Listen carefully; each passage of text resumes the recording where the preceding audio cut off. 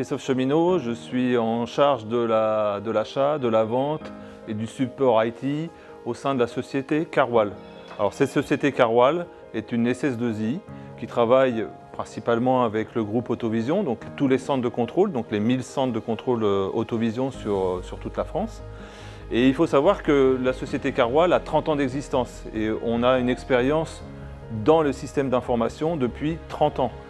On assure l'assistance, on assure la formation, on assure le développement des besoins auprès des centres de contrôle.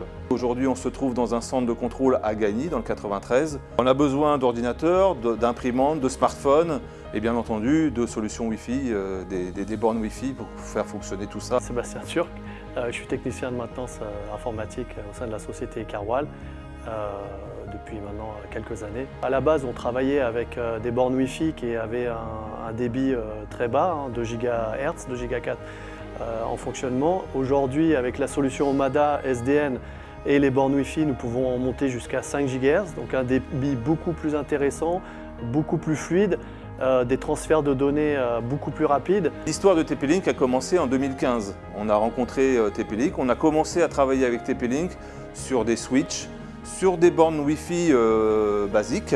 Les outils qu'on utilise chez TP-Link, c'est une solution qui s'appelle Omada SDN.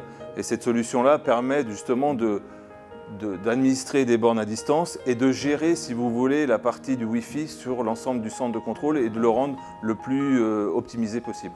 L'installation est toute simple, elle se compose du module contrôleur Omada SDN et de 2 bornes Wi-Fi, donc une borne Wi-Fi outdoor et une borne Wi-Fi indoor par rapport à la configuration d'un centre de contrôle technique. Il faut savoir qu'en 2020, on a eu donc le Covid qui est arrivé. Et ce qui s'est passé, c'est que nous avions des DIP qui étaient utilisés principalement pour faire du contrôle technique. Or, comme les centres de contrôle étaient, on va dire, ils étaient ouverts, mais on ne pouvait pas se déplacer. Ce qui fait qu'on a été contraint de faire de la téléformation, de l'audit à distance et du dépannage à distance avec la visio.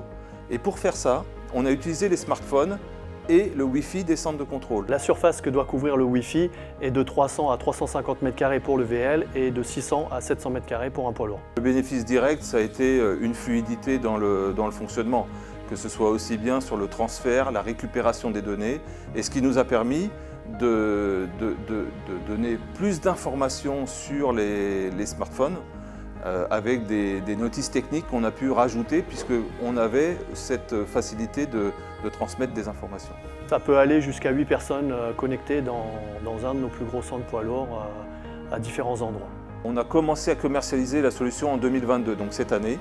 Aujourd'hui, on a à peu près une centaine de centres qui utilisent cette solution, ce qui représente à peu près 200 dispositifs, ce qu'on appelle des bornes Wi-Fi.